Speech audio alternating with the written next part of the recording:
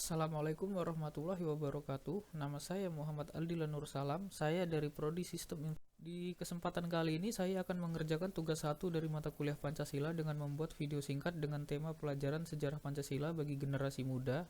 Saya akan memilih fokus pada perkembangan Pancasila dalam konteks sejarah pada masa atau era Orde Baru.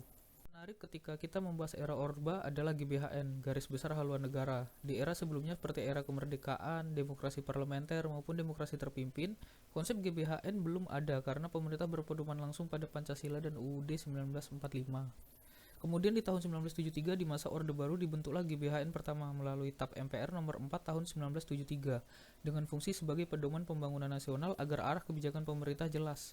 GBHN kemudian diperbarui setiap 5 tahun sekali oleh MPR dengan mengadakan sidang rapat umum.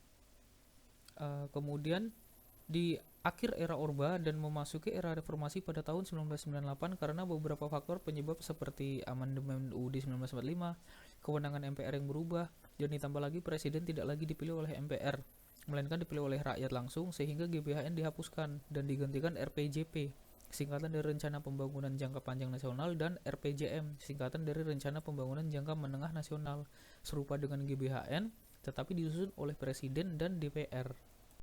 Pengertian GBHN sendiri adalah pedoman atau arah kebijakan umum penyelenggaraan pemerintahan negara dalam jangka waktu tertentu, kemudian menjadi pedoman bagi Presiden dan dalam menjalankan pemerintahan, menjadi arah pembangunan nasional, menjadi tolak ukur keberhasilan pemerintah.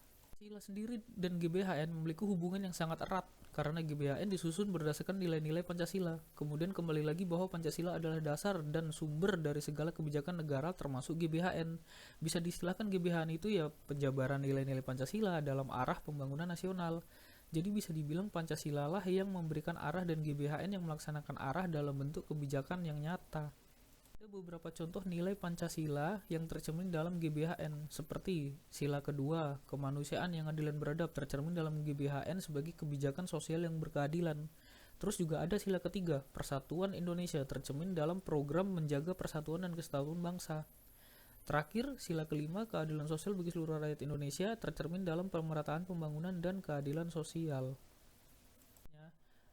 Kesimpulannya, Pancasila menjadi dasar dan pedoman nilai dalam pembangunan nasional. GBHN menjadi pedomannya, pedoman pelaksanaan nilai Pancasila dalam kebijakan pemerintah. Keduanya saling berkaitan untuk mewujudkan masyarakat adil dan makmur.